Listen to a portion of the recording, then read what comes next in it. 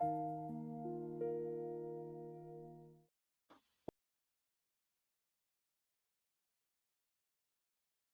to AI in Medical Affairs Road to 2030.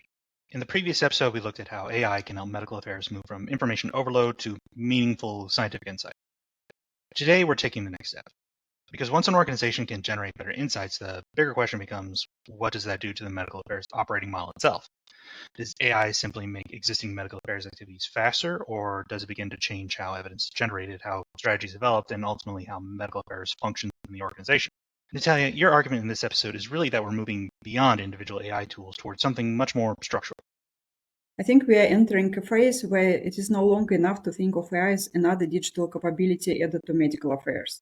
The more interesting question is what happens when AI becomes embedded across evidence generation, scientific intelligence, stakeholder engagement, and strategic decision-making. That begins to change the framework itself. Medical affairs has traditionally been very strong at evidence generation, communicating science, and responding to emerging needs. Instead of waiting for an evidence gap to become obvious, we may identify it earlier. Instead of reviewing scientific developments retrospectively, we can continuously interpret them.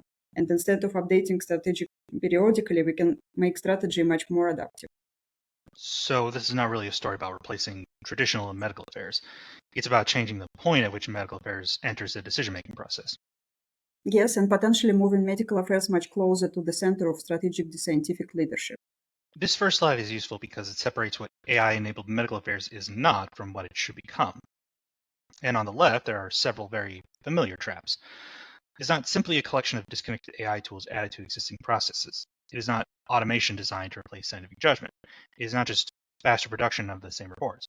And perhaps more importantly, it is not an IT project sitting outside the medical affairs function.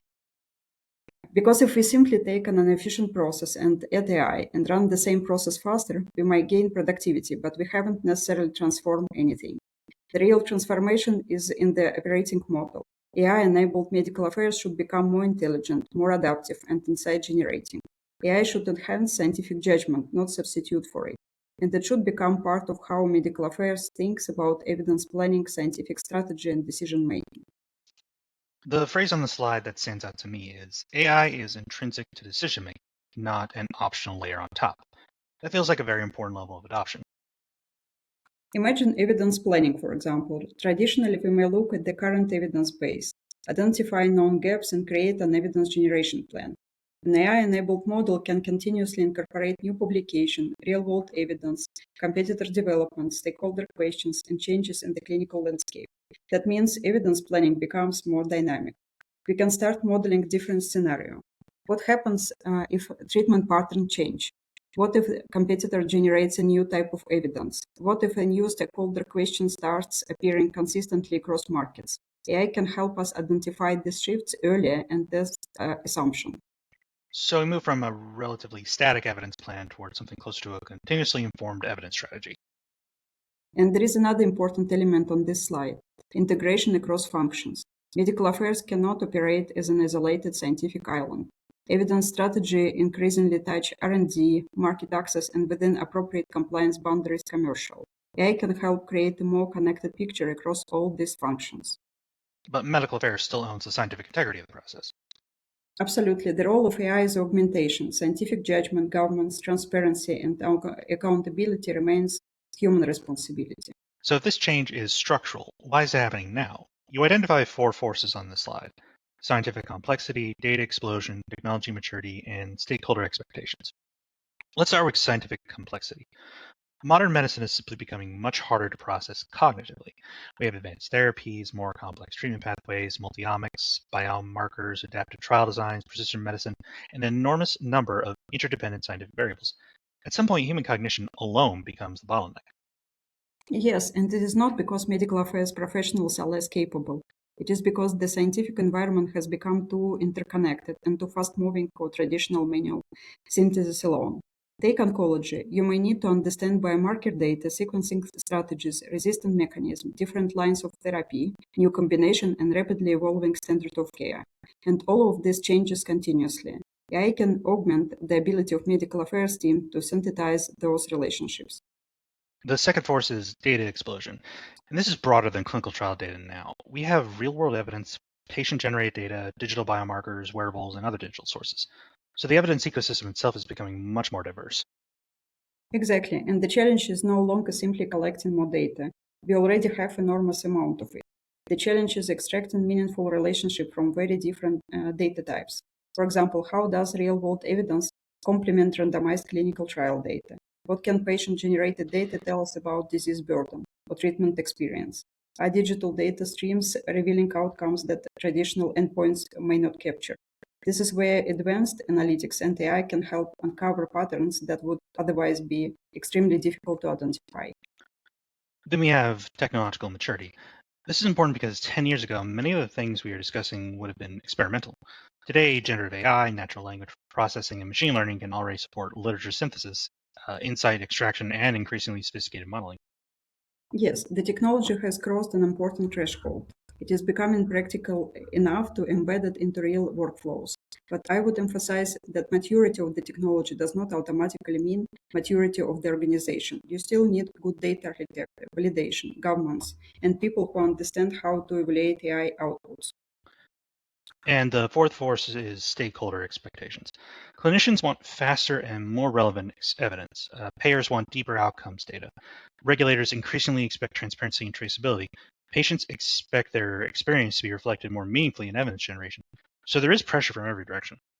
Exactly, and that is why the question is no longer really whether medical affairs will adopt AI. The more important question is how deeply and how responsibly AI will be embedded.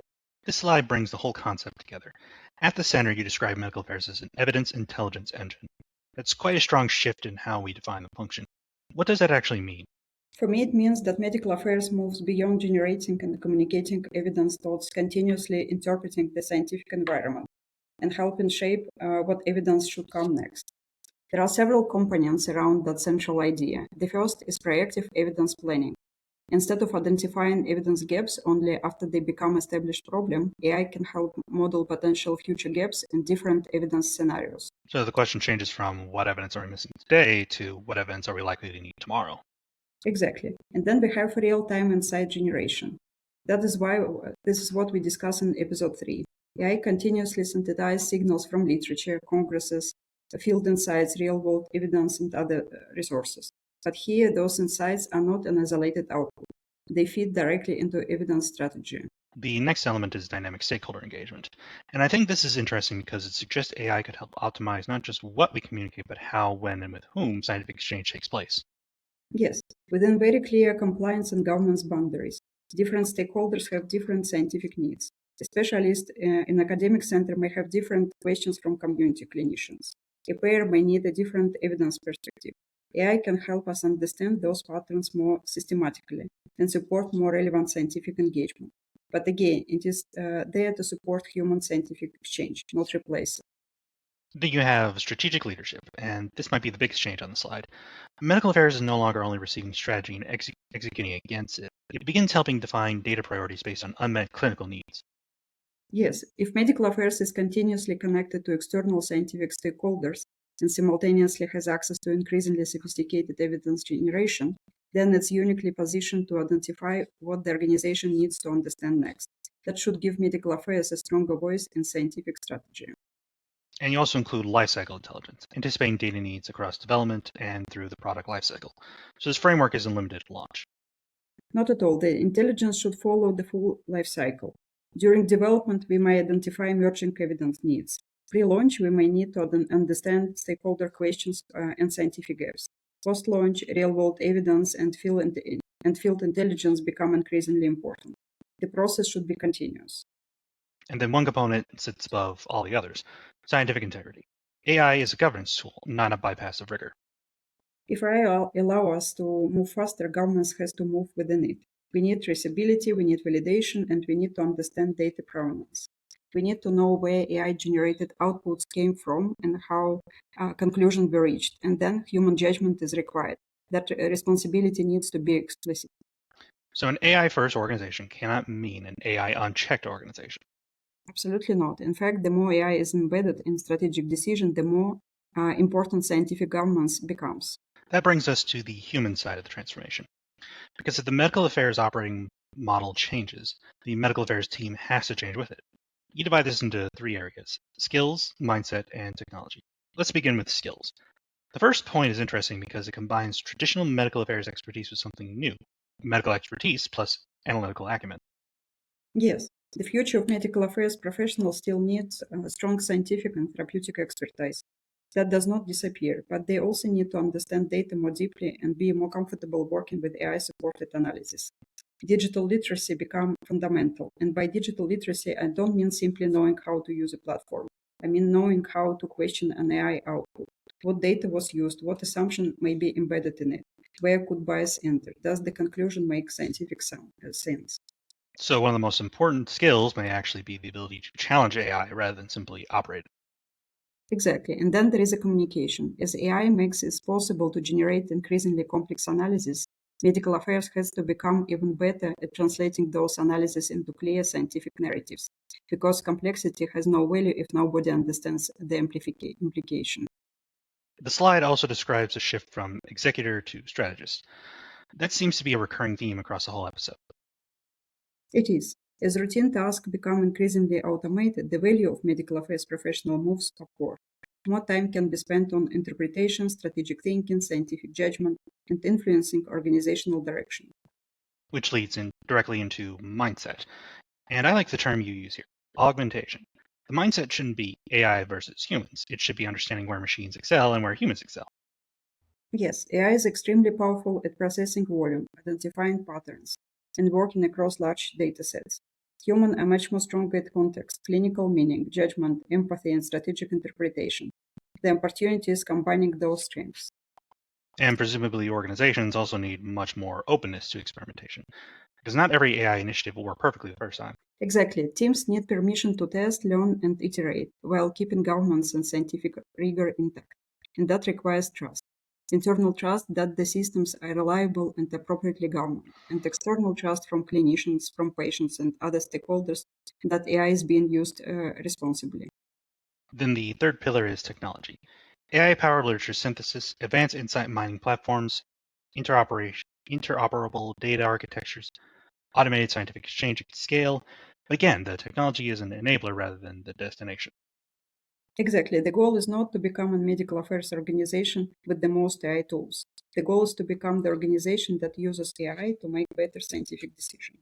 And that takes us to the statement at the bottom of the final slide. By 2030, medical affairs has an opportunity to redefine itself as an AI-empowered scientific leader, one that not only generates evidence but anticipates it, not only communicates data but contextualizes it, and not only supports strategic decisions but helps shape them.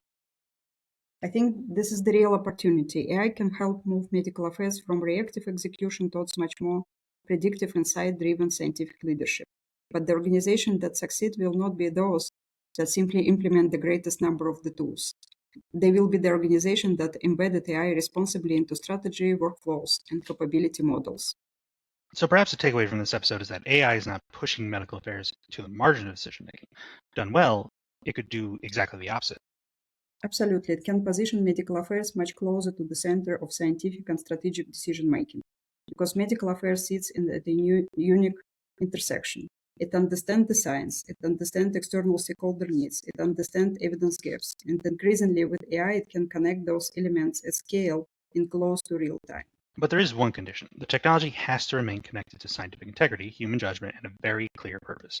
Yes, the objective is not AI driven medical affairs simply for the sake of being AI driven. The objective is better evidence, better scientific decision, more relevant engagement, and ultimately better outcomes for healthcare system and patients. And I think that is a good place to leave episode 4. The question for medical affairs leaders is no longer simply, where can we use AI? Perhaps the more important question is, what kind of medical affairs organization do we want AI to help us become? Natalja, thank you. Thank you, John. That is episode 4 of AI and Medical Affairs Road to 2030. If this conversation was useful, please subscribe to the MphaR YouTube channel. New episodes twice a month. And if you want to learn more about how AI is reshaping evidence generation and strategy, visit MphaR.com. That is m-phar.com. See you in the next episode.